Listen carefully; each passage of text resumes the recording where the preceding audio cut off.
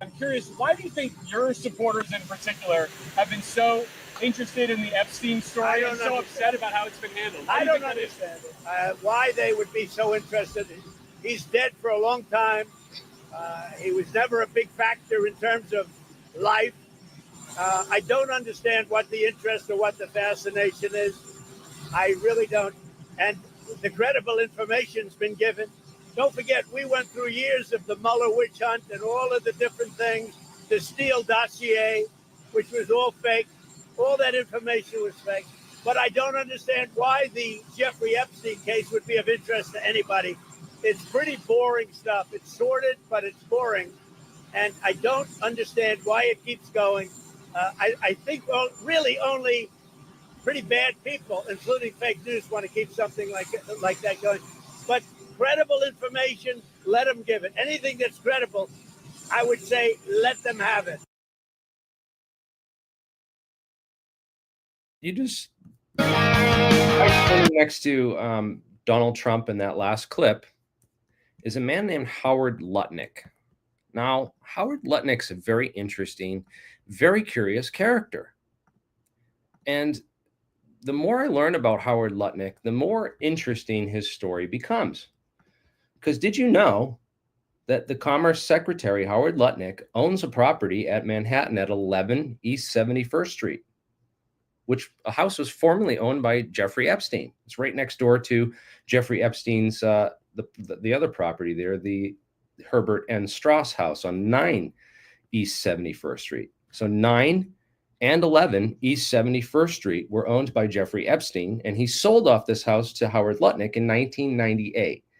Now, with what we know about Jeffrey Epstein's tainted houses and his whole history of properties, it's very likely that the house that he sold at Howard Lutnick was probably rigged with cameras, microphones, and other data collection devices to collect blackmail compromat on powerful figures such as Lutnick, who was the CEO of Cantor Fitzgerald, one of the largest financial firms.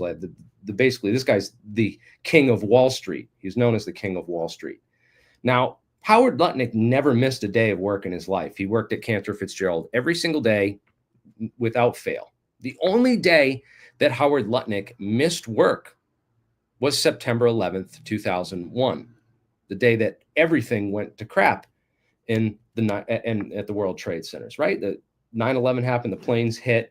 He lost 658 Cantor Fitzgerald employees, including his own brother, Gary, which is interesting because I had always looked at Howard Lutnick as a victim of 9/11 and never considered him as a suspect until now. Now that I see Howard Lutnick standing next to Donald Trump as Donald Trump in this clip and the other clip where where's the other clip where Donald Trump calls reporters and calls people stupid for being interested in the Epstein files. Howard Lutnick sitting right next to him. So I assumed that maybe, Howard Lutnick had some interest in 9/11, considering, 658 employees of his were all murdered in the attacks, including his own brother. So he might be interested in getting a new investigation into, who was behind that and the suspicious ties to Jeffrey Epstein. Was he set up through that property?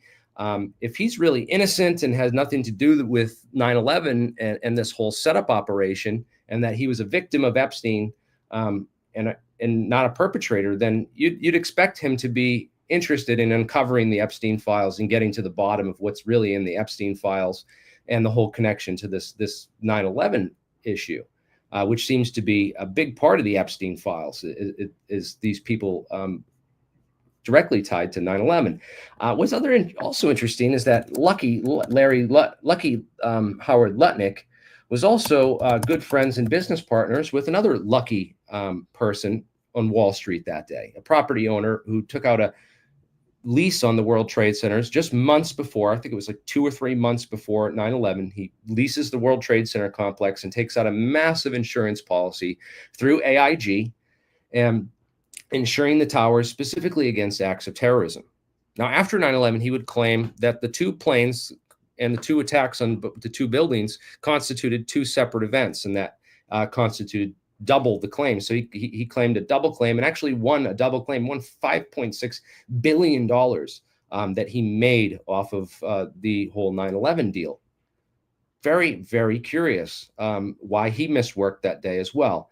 And I always thought that it was a coincidence or just luck that Howard Lutnick missed work on 9/11. He was bringing his son to kindergarten and missed work that day. And now Howard Lutnick's head of the Commerce Department. He's Trump's tariff guy and head of the Department of Commerce.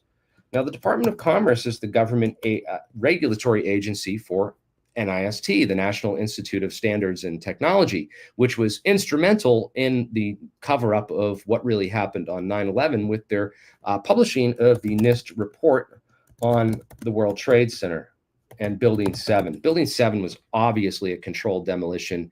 Any structural engineer or scientist or physicist who's done an analysis of the collapse and the speed at which the building collapsed, it's 6.5 seconds this building fell in. It wasn't hit by a plane.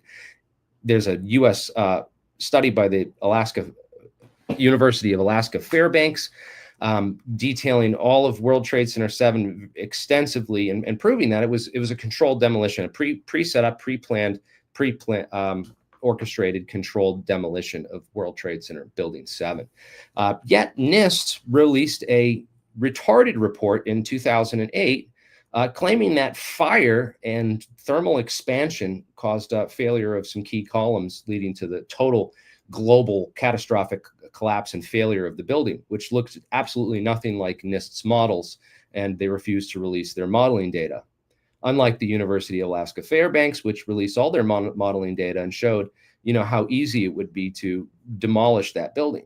And that building was filled with Secret Service, CIA, SEC was in that building with all their major investigations into nearly every financial crime of the 90s, the Enron scandal, the WorldCom scandal, numerous large-scale financial crimes and money laundering investigations. But the El Dorado Task Force had its offices in Building 6 at the World Trade Center.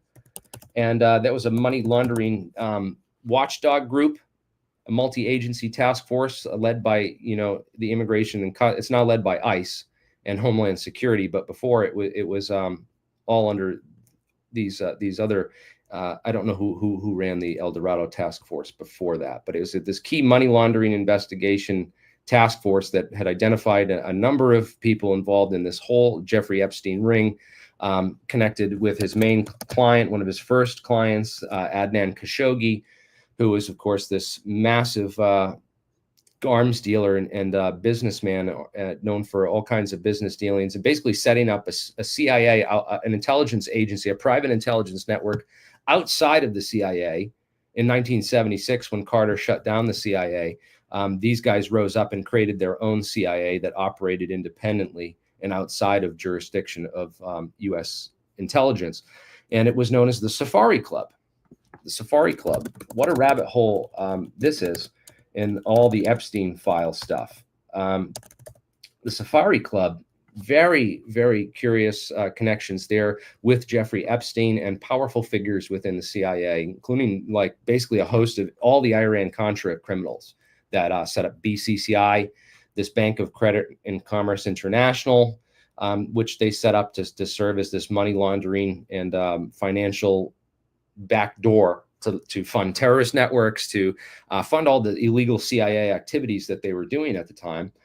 They had set up the Bank of Credit and Commerce International to do all this. And in the 90s, when was the Bank of Credit and Commerce International BCCI scandal, right? So the BCCI scandal, this bank was coming under investigation, and prosecutors were cracking down on this super hard, so hard that the prosecutor hired to prosecute BCCI for the state of New York was none other than Rudy Giuliani. Rudy Giuliani, who quit his job as a prosecutor after that he lost that case, threw that case on purpose, like Maureen Comey style, and lost the whole case. He went to work for White and Case. Now, White and Case was the law firm that represented BCCI in those trials. So Rudy Giuliani went from prosecuting BCCI to working for the law firm that protected and represented BCCI. Clearly, some conflicts of interest going on in there. Clearly, the Noriega controversy, it's called. Very, very curious connections to the Trump administration. Rudy Giuliani was very high advisor and a lawyer for the Trump administration, and also responsible for hyping up a lot of the January 6th stuff with his sidekick, Bernard Kerik, a convicted felon who was praised by the director of the FBI, Kash Patel, when he died a couple months ago. Very interesting connections. But Howard Lutnick, I had never thought, I thought this guy was a victim. I thought he cried for 3 years after 9/11 because he lost his brother and 658 employees, and all he could do to keep his mind off the tragedy was go back to work and focus on working. Well, it turns out Howard's not the only member of his family who survived. Miraculously, his sister Edie Lutnick also survived the attacks on Cantor Fitzgerald on 9/11. Edie Lutnick just overslept and didn't show up for work that day. Just curious, very curious, all of it now, looking back in hindsight. Now, Edie Lutnick is head of a 9/11 victims compensation fund. And I've talked to some people who are part of this victim compensation fund, and it's a very interesting rabbit hole to dig down because it's basically a hush money foundation for all the counterfeit, all the people that worked inside the towers and were direct witnesses to 9/11. They got paid out. In order to accept the money, they had to sign away their rights to talk about what happened and what they saw. So they signed away their rights to be witnesses and everything that they saw on 9/11. Through Edie Lutnick's, this promoted and publicly as this, Howard Lutnick's helping the 9/11 families. He put all this money aside and paid off the 9/11 families. Well, he withheld salaries for the 9/11 victims, all the people that died on 9/11 that worked for his company, the 658 Cantor Fitzgerald employees that died on 9/11, got their salaries cut, and a lot of their families had to face massive hardships in the years after 9/11 and before this victim compensation fund was set up.